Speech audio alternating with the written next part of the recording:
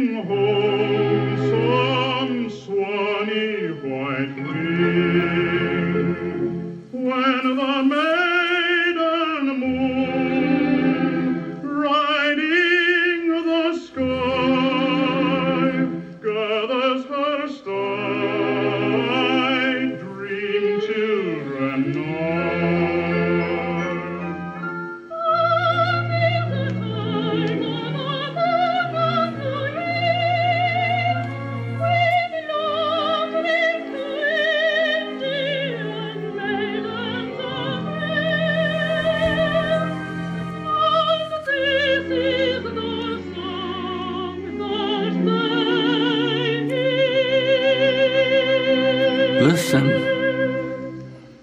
When I'm calling you,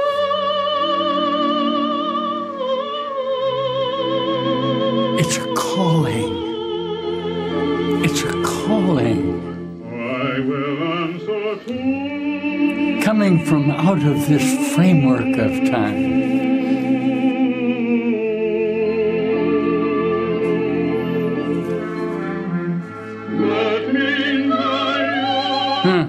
Can you see it? We have some guests coming in here. See?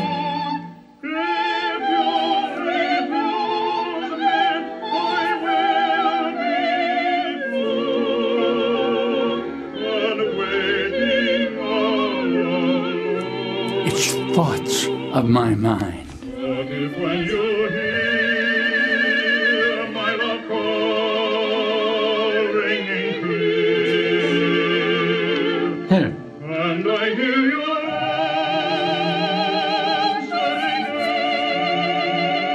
echo so dear, This is why it's a miracle. Look. when I will know,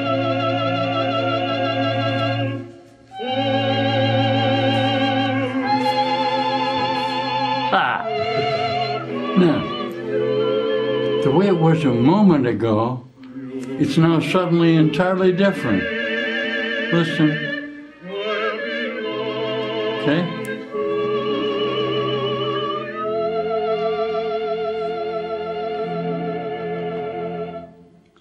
Now, what I want to impress on you for this next 26 minutes that we have left are the possibility of altering association, of reflections of light, all right, that in the hologram of yourself will give you an entirely different image of what you thought was a procedure of the drama of the story you're telling me.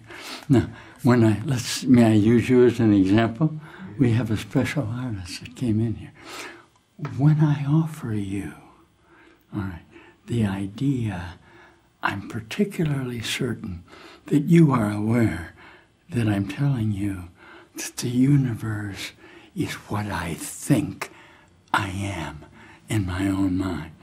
No, it's not going to be more than that, and it's not going to be less than that. And your whole dilemma in the problem that you have is the belief that it's more or less. And it can't be. Here, remember in the mind training, okay, the group that has come in to do a reassociation of the lessons of the Course in the miracle of your mind, in a procedure of altering your physical association. And that's what we're going to do. And we're going to begin, all right, and simply do up to the first 15 lessons of the Course, because that's really all that you would need to do. But the idea that the thought is in your mind can be a combination of what you want to see about it. All right? Okay? Now, that variance right there was a call that you heard, right? This is why it's a miracle, that you couldn't hear before. Now, it isn't, for example, that you knew what it meant. You simply couldn't hear it. When you hear the lessons that I'm about to do for you, they will change the manner of the tempo of the voice in which you aggregate yourself in the distance between your past and your future association. You all right with that? I'm going to show you. Would you like an example of it? Here, when I came in here, remember, okay, I was playing When I'm Calling You. Now that's gone. Yet I have in me a memory of you and I here, okay? Let's look, for example, at these first 15 lessons right now. Let's look at them. Let's look at them.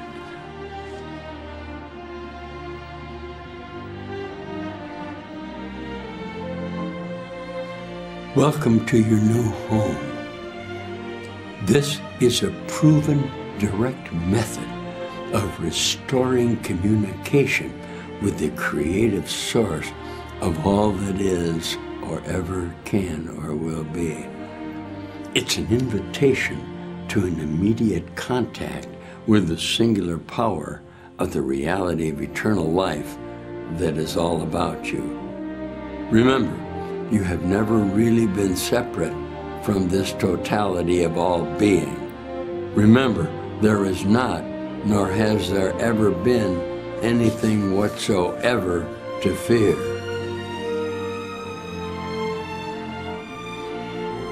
Nothing I see means anything.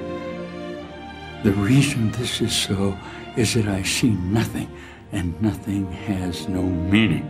It is necessary that I recognize this, that I may learn to see. I have given what I see all the meaning it has for me. I have judged everything I look upon, and it is this and only this I see. This is not vision. It is merely an illusion of reality because my judgment has been made quite apart from reality. I am willing to recognize the lack of validity in my judgment because I want to see. I want to see. I do not understand anything I see. How could I understand what I see when I've judged it amiss?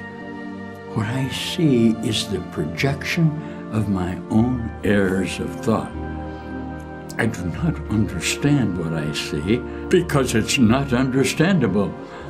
There's no sense in trying to understand it, but there's every reason to let it go and make room for what can be seen and understood and loved. These thoughts do not mean anything. The thoughts of which I am aware do not mean anything because I'm trying to think without God, because I'm trying to think without God. What I call my thoughts are not my real thoughts at all. My real thoughts are the thoughts I think with God, and I'm not aware of them because I have made my thoughts to take their place, and I'm willing to recognize that my thoughts do not mean anything and to let them go. I'm not really upset all about this, and this is why I came here today, because you were obviously questioning your own capacity to view something that came to visit you. I'm never upset for the reason I think, because I'm constantly trying to justify my thoughts. I'm constantly trying to make them true. I make all things my enemies so that my anger is justified and my attacks are warranted. I have not realized how much I have misused everything I see by assigning this role to it. I have done this to defend a thought system that has hurt me and that I no longer want, and I'm willing to let it go. Now, I'm upset because I see what is not there. Reality has never frightened me. It is impossible that it could upset me. Reality brings only perfect peace. When I am upset, it is always because I have replaced reality with illusions that I made up. The illusions are upsetting because I've given them reality and thus regard reality as an illusion. Now, nothing in God's creation is affected in any way by this confusion of mine. I am really upset by absolutely nothing. And the reason is very simply this: I see only the past. Now, I came back. Those of you who heard me read those first 7 lessons, okay, may not be particularly impressed yet. Now, from now on, I'm going to remind you of the nature of our involvement with a very important idea. Say to me, time. Time. Say to me, now. Now. What I'm going to inform you of is the idea, all right, that the thoughts that I have about myself that come from God are obviously continuing and going on all the time. Now, what I'm going to remind you of is that you're really not seeing anything. You're really not seeing anything. you're really not seeing anything. Okay, you can listen with me. Will you? You want to listen with me? Listen.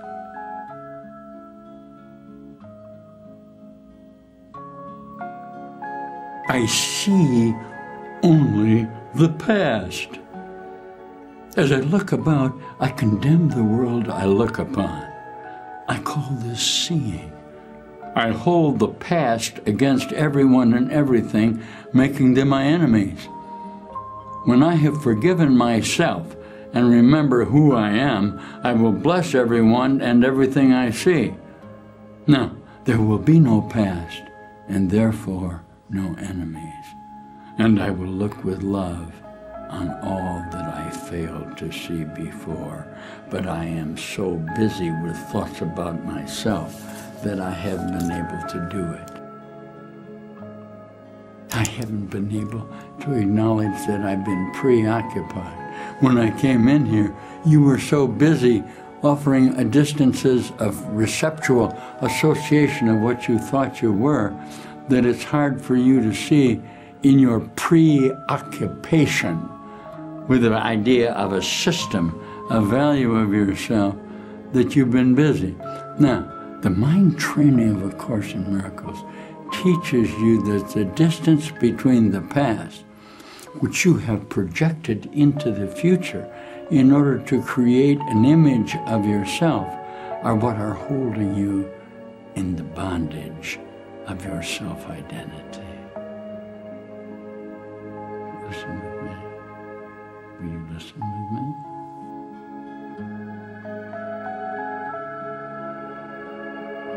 My mind is preoccupied with past thoughts. I see only my own thoughts, and my mind is preoccupied with the past. What then can I see as it is? Let me remember that I look on the past to prevent the present from dawning on my mind. Let me understand that I'm trying to use time against God. Let me learn to give the past away, realizing that in so doing, I'm actually giving up nothing, because obviously, as I came in here, I'm seeing nothing as it is. Say to me now. Now. I can't see it as now. I'm too preoccupied with an association that's already over, which I'm projecting into the future in order to hold myself in my past and my future association. Listen. If I see nothing as it is now, it can truly be said that I see nothing. I can see only what is now. Say to me, I can see only what is now. I can see only what is Yes. now. The choice is not whether to see the past or the present. The choice is merely whether to see or not. What I have chosen to see has cost me vision. Now, I would choose again that I may see. Very simply, because my thoughts do not mean anything.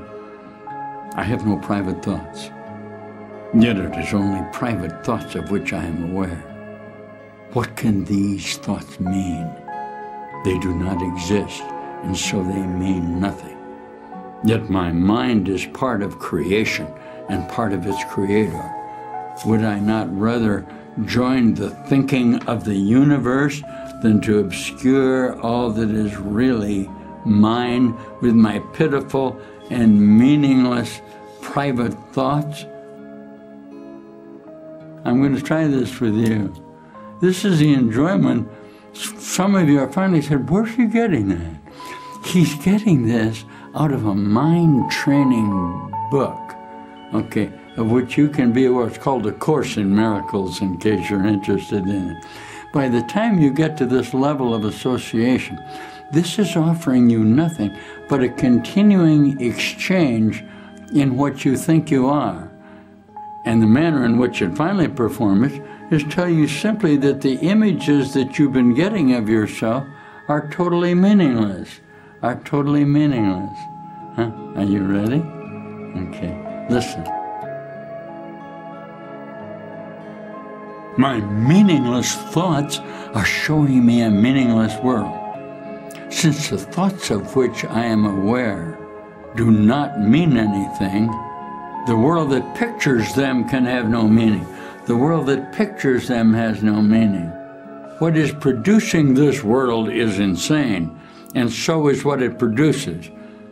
Reality is not insane, and I have real thoughts as well as insane ones. I can therefore see a real world if I look to my real thoughts as my guide for actually seeing. Now, I'm obviously upset because every time I see something, it reminds me of images of my old association. And the fact of the matter is the thought process of my memory contains visions of myself as a body form that I don't particularly like. Okay, listen with me. I'm upset because I see a meaningless world. Insane thoughts are upsetting. They produce a world in which there is no order anywhere. Only chaos rules a world that represents chaotic thinking, and chaos has no laws. I cannot live in peace in such a world, and I'm grateful that this world is not real, and that I need not see it at all unless I choose to value it, and I do not choose to value what is totally insane and has no meaning. Now, if I do, I'm obviously going to be afraid. The totally insane engenders fear because it is completely undependable and offers no grounds for trust. Nothing in madness is dependable. It holds out no safety and no hope. But such a world is not real. But such a world is not real. I have given it the illusion of reality and have suffered from my belief in it. Now, I choose to withdraw this belief and place my trust in reality. God did not create a meaningless world. How can a meaningless world exist if God did not create it? He's the source of all meaning, and everything that is real is in His mind. It is in my mind too, because He created it with me. Why should I continue to suffer from the effects of my own insane thoughts when the perfection of creation is my home? We're going to do one more lesson here. I'm going to take a break with you, all right, in the idea of the images of which I'm going to be aware of, okay? Watch me.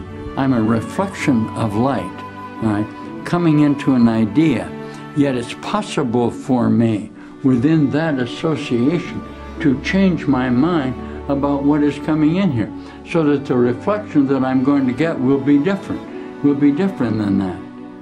Listen with me. Will you listen? My thoughts are reflections of light that I have made. Whatever I see reflects my thoughts. It is my thoughts that tell me where I am and what I am.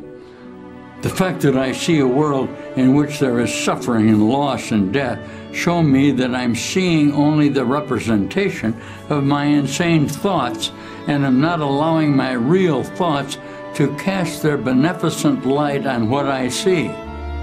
Yet God's way is sure.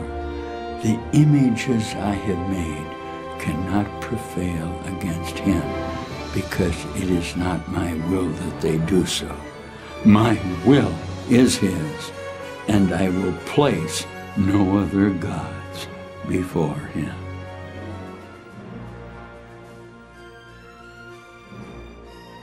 Now, in the idea of a present now condition which you're in, you're getting a bright light that I'm going to take a batch of you out with me. Now, you may not be able to recognize the manner in which that perfection of yourself is actually accomplished, because you appear to be present with me, okay, in what the reflection of my light is. What I'm offering you is a revision in the miracle that actually gives me a better reflection of the light in which you and I can love each other. Now, the reason that is true is very simply because there's only going to be one God. Now, all of you out there who wonder what you are as a body, don't be concerned about it. the vision of yourself in a better body reflection is only going to represent the light of God no matter what you do. The light of God no matter what you do. Now, I'm going to take this sequence out with me. Can you see that? Now, I'm going to walk through that association. Okay, that's what you call the past. Now, can you walk into the past? Or you have to walk into the past because it's not out in the future. It's going to be the distance that you step back in the notation, in the hologram of light, where you're able to get a brighter reflection of yourself, although at the moment it may appear to be darker. It may appear to be darker. It may appear to be darker. It may appear to be darker. It may appear to be darker. It may appear to be darker.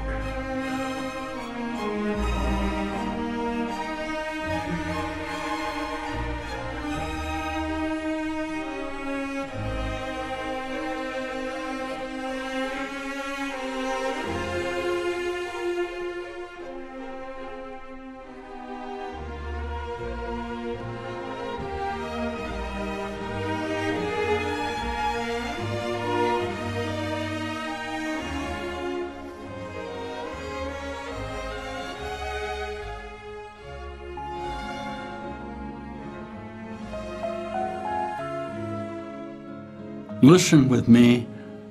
This is a miraculous correspondence.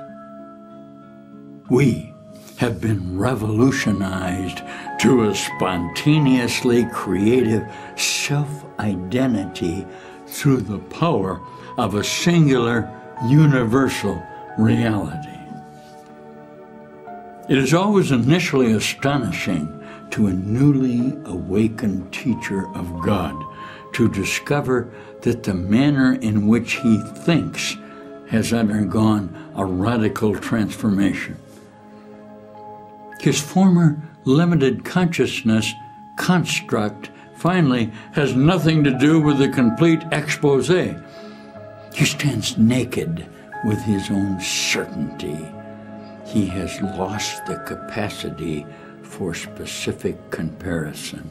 Once more, he has lost the capacity for specific comparison.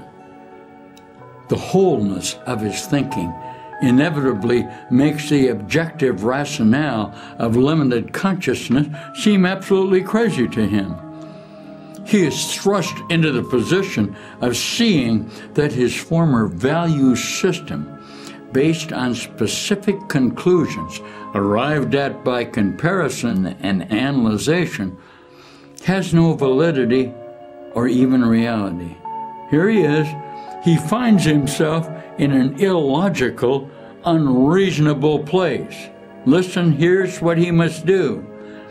He must now deal with his absolute, unqualified certainty that this objectively constructed world is totally meaningless except to the necessity of bringing about the revelation that established his own transcending consciousness. Listen just for a minute about the unconditional love of God. Our love for you is unconditional. Unconditional love is not a state of universal consciousness, but rather what consciousness itself is. As awakened teachers, we love you totally. Very simply, because the parts about you that you think of as unlovable have absolutely no meaning to us. We understand that you continue to think that they do. In our process of awakening, we have all been shown individually and separately within our own mind, and often graphically, dramatically, and somewhat catastrophically, the total unreality of separate individual human minds on earth. In other words, we have come to know who we really are and that there is no world or such a place as this.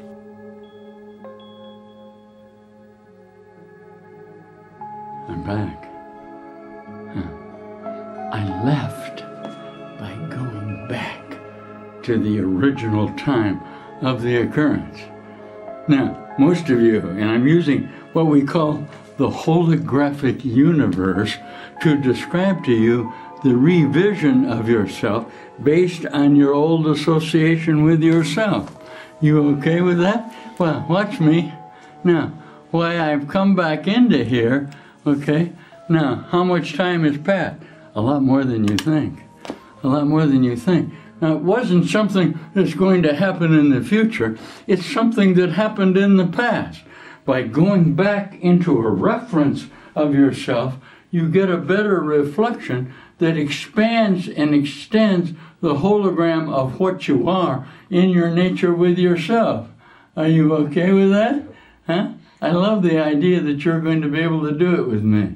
Now, the reason you have the mind training, those of you who have decided you wanted to come here, are very simply because the place that you've come into is in a constant altering idea of what you think you are within your identity.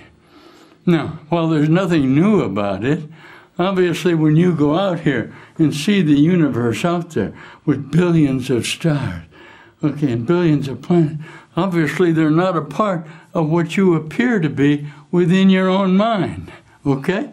Now, but that does not mean that you cannot think within the process of your mind what the meaning of you is going to be.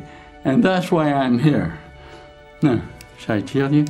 The batch of consciousness that left, all right, are coming back, all right? And the time that has passed when they re-enter into the association, I'm going to describe to you in the idea of a hologram. Now, what we call this is, shall I teach for just a minute, the science of how determined you are to represent to me physically the manner in which you correspond without the entirety of the admission of the necessity to get a reflection of yourself, because that's what you're going to have to do. What do you call that? You call that the boom. In other words, you call that an association where there's a beginning and an end in what you think. Now, the end of what you think, okay, you can see this with me? When I came in here and sat down, can only be what the beginning is, okay? Because it begins and ends simultaneously. There is a reality in you, okay, that many of you are going to be very surprised. Oh my goodness, what was that? Don't be concerned about that. That's the idea that the revision of yourself. Now, this you can call a miracle, because it's the idea that suddenly, where you had a distance between you of a past and a future relationship, has been subtracted by you, and you're in a new condition. Say to me now. Yeah. Are you now? Yes. I'm now. I'm now. I'm now. I'm now. I'm now. We just had guys came in here. Listen with me. Listen.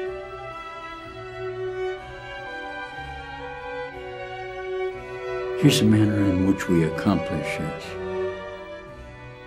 The very simple reason a human being has trouble finding God is that He's everywhere.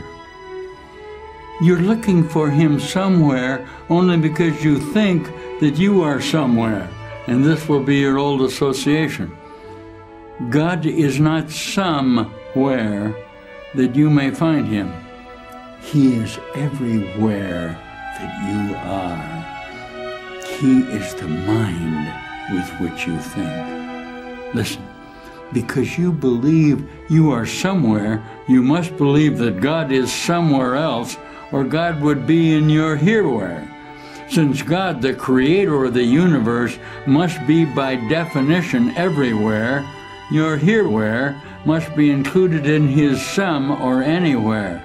So what in hell could you possibly be worried about? Now, the reason that I enjoy reading this so much is that the power of your mind to make a decision about yourself is ultimately all that there can possibly be. Now, we use the term when we came in hologram very simply because a reflection of light.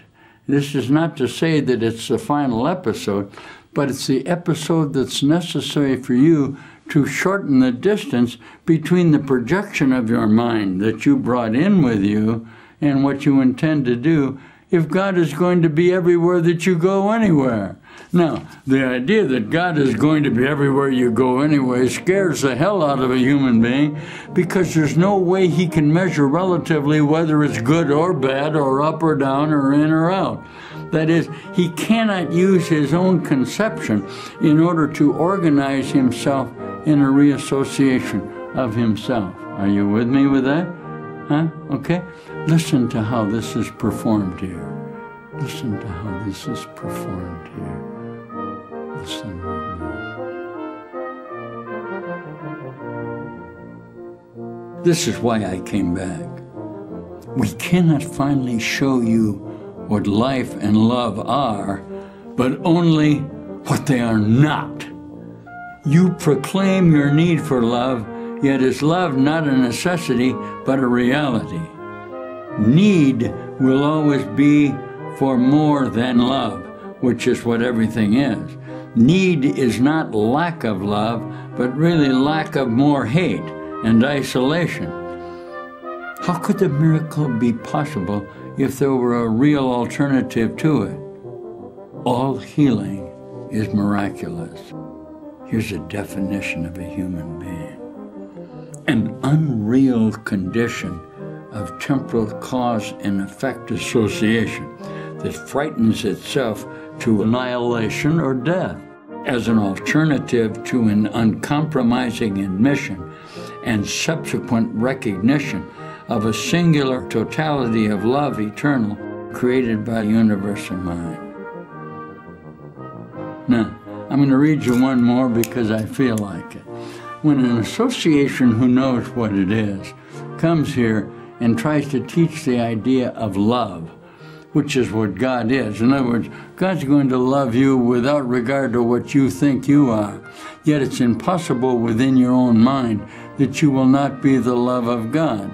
Now, the way he says it here is interesting, very simply because in your determination to love God, you're actually applying all of you can to keep yourself separate within a past and a future situation. What are you afraid of? Say to me, now. Now. Say it again. Now. Now. Now. Now. Now. Those of you who let yourself come into that now actually had an experience of a moment of darkness that immediately expanded. What you did was step back, okay? And you were a little too fearful. So you quickly projected an idea into the future, and you're living in that idea, okay? Listen with me. Listen.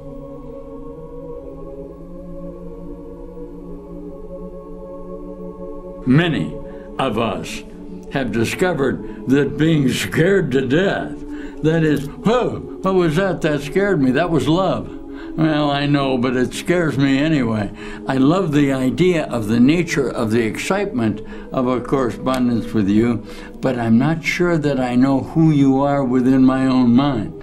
Now, the idea that you know who he is will come to you as we go back into a single moment of the entirety of ourselves. Okay, what's that word? Metamorphosis. Metamorphosis.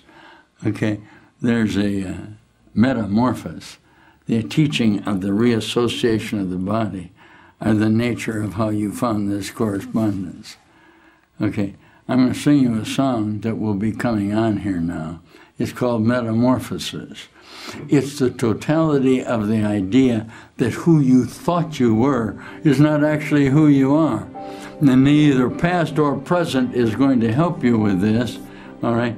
Because very simply, you're afraid of the now. You see that?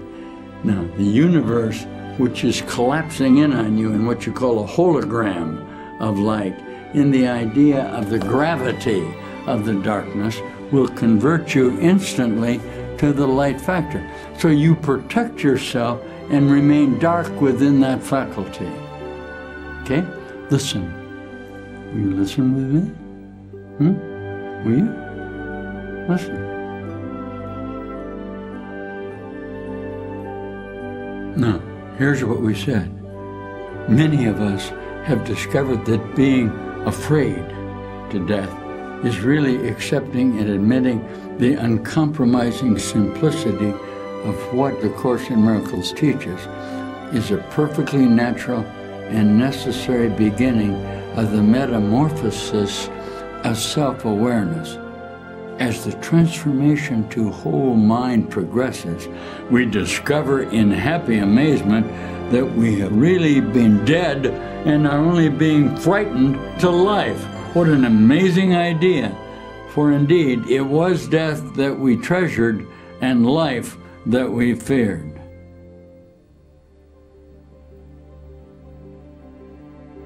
Now, what you have to see is this. Okay, this is the whole idea of a hologram. Now, I want to keep this real simple for you because you have a tendency to believe that a hologram will be something other than what you are. Now, the problem with a hologram is the certainty that it will represent what is a process within your own mind of what you want to see.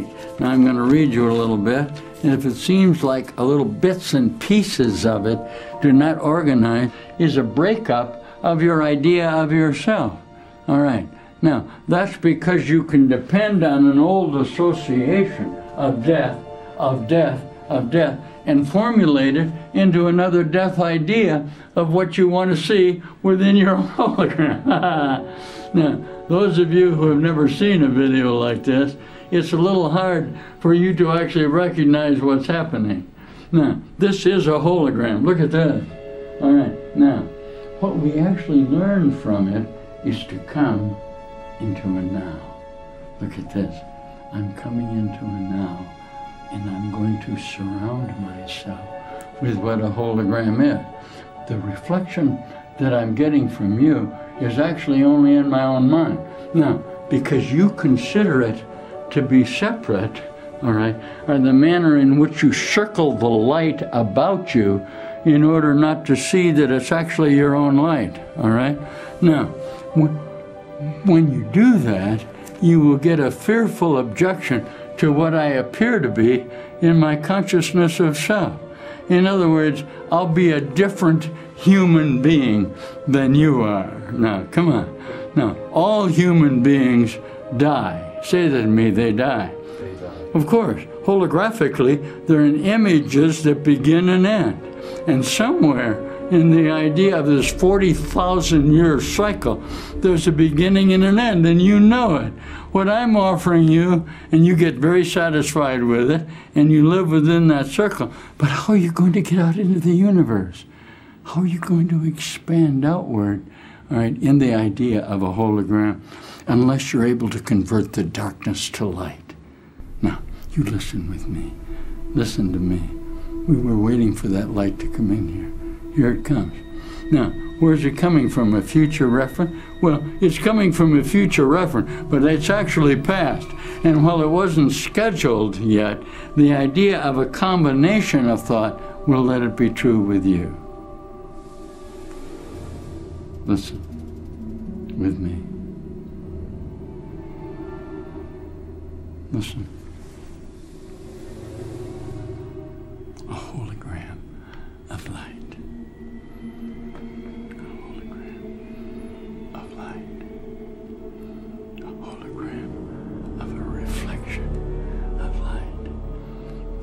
Afraid of. Now, when that image suddenly appears here, I assure you, dear friends, you've been aware for 40,000 years that images suddenly appear out of nowhere, okay?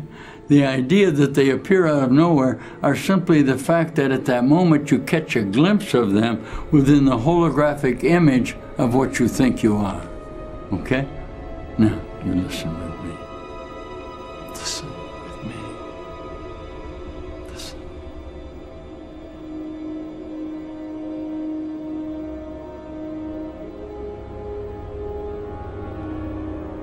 We can now answer some of those questions about the ultimate limits of information storage of what you are. A device measuring a centimeter across could, in principle, hold up to 10 to 66 bits, a mind-boggling amount. The visual universe contains at least 10 to 100 bits of entropy, which could in principle be packed inside a sphere a tenth of a light year across. Estimating the entropy of the universe is a difficult problem, however, and much larger numbers requiring a sphere almost as big as the universe itself are entirely plausible. But it is another aspect of the holographic bound that is truly astonishing, that the maximum possible entropy depends on the boundary of what appears to surround you instead of the actual volume. We are piling up computer memory chips in a big heap.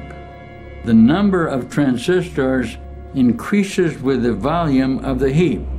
Remarkably, though, the theoretical ultimate information capacity of the space occupied by the heap increases only with the surface area, because volume increases more rapidly than surface area. At some point, the entropy of all the chips would exceed the holographic bound. What fails is the pile of energy itself, which will collapse under its own gravity and form what we call a black hole before that impasse is reached. Now, there's no reason why, within the reasonableness of your mind, that you know, I'm talking directly to you, in the idea that the hologram of light that you're receiving are actually only pertaining to what you are within your relationship with yourself. Now, are you able to see this? No. You know why you can't see it? You're afraid of it. What does Jesus say to you about having to love your enemy?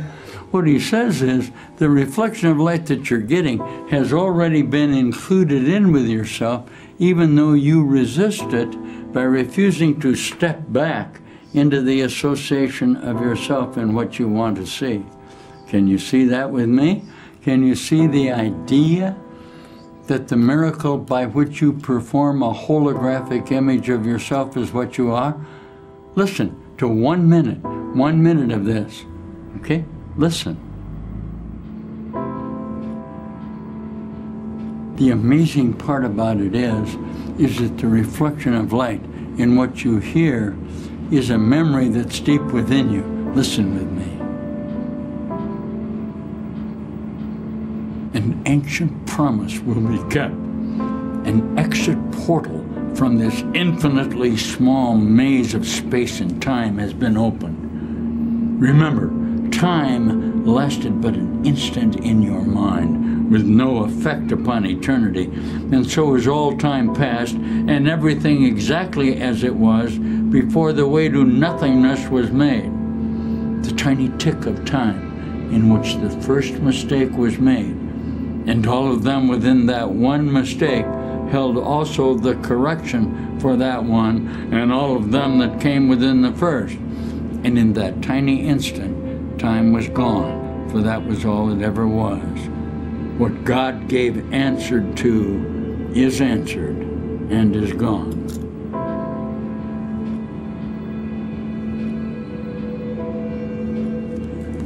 The hologram of light that you're feeling within this association has been reformulated by a group of associations who are very much aware that the energy of light allows them not to be a body, but to constantly transform their body identity so that they don't have to be concerned about how it's going to be within the hologram. Now, I'm going to offer you this in its entirety in about 30 seconds, very simply because the time element involved can only be as I step back.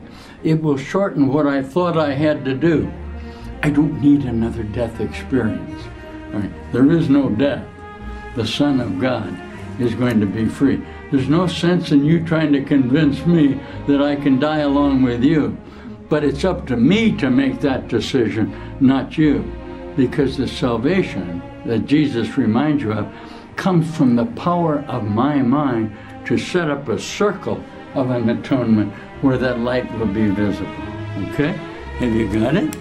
All right? Now, look at, watch this. Now, there you are. Now, the light that's coming down now, that many of you are seeing, some of you may suddenly just disappear. You know what? Just a moment ago, you were here, but you're gone. It doesn't make any difference what you do, because as you step back, it converts the entirety of the darkness, which is what death is, to life. So you've given up the idea of dying. That is, you're not trying to use that as an effort. You're letting yourself be loved. I love you. Okay? I love you. I'll see you in this new hologram of light. I'll see you in this new hologram of light. I'll see you in this new hologram of light. I'll see you in this new hologram.